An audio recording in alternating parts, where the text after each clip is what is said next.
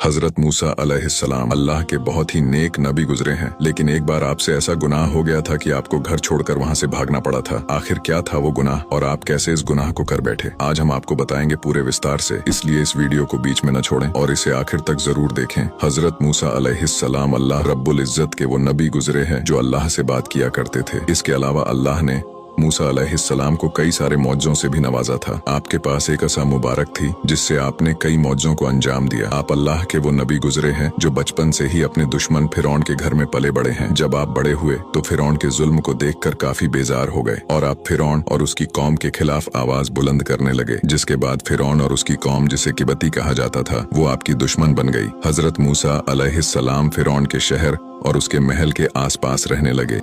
एक दिन आप मिस्र शहर के बाजार में गफलत के वक्त में किसी काम से दाखिल हुए तो आपने देखा कि आपकी कौम का एक शख्स और फिरौन की कौम का एक शख्स आपस में लड़ झगड़ रहे हैं। आपकी कौम के शख्स ने आपसे फरियाद करके मदद मांगी, जिसके बाद मूसा अलैहिस्सलाम ने उस शख्स की मदद की और फिरौन की कौम के उस शख्स को एक घूंसा मार दिया, जिससे वो फिरौनी वहीं मर गया। इस पर आपको बहुत अफसोस हुआ क्योंकि आप उसे मारना नहीं चाहते थे। जब उस शख्स का काम वही तमाम हो गया तो आप अल्लाह से माफी मांगने लगे। फिरौन की कौम के लोगों ने उसे जाकर बताया कि किसी इस्राएली ने हमारे एक किबती को मार डाला है। इस पर फिरौन ने कातिल को और गवाहों को ढूंढने का हुक्म जारी किया। फिरौन के साथी चारों तरफ गश्त करते फिरते रहे, लेकिन उन्हें कोई सुराग नहीं मिला। उधर हजरत मूसा अलैहिस्सलाम रात दिन इस फिक्र में रहते कि न जाने इस किबती के मरने का क्या हल निकलेगा और इसकी कौम के लोग क्या करेंगे। दूसरे दिन हजरत मूसा अलैहिस्सलाम फिर से कहीं जाने के लिए निकले तो आपने देखा कि वो इजराइली जिसकी आपने मदद की थी वो फिर से किसी किबती से लड़ रहा था। तो आप अलैहिस्सलाम ने इजराइली को डांट लगाई और कहा कि तू रोज रोज लोगों से लड़ता है, खुद को तो परेशानी में डालता है और अपनी मदद करने वालों को भी फिक्र में मुब्तिला कर देता है। लेकिन फिर आपको उस इजराइली पर रहम आ गया और आपने चाहा कि उसे फिरौन की कौम के आदमी से बचाए। लेकिन जब मूसा अलैहिस्सलाम ने उस इजराइली को डांट लगाई और उसने आपको करीब आते देखा तो वो डर गया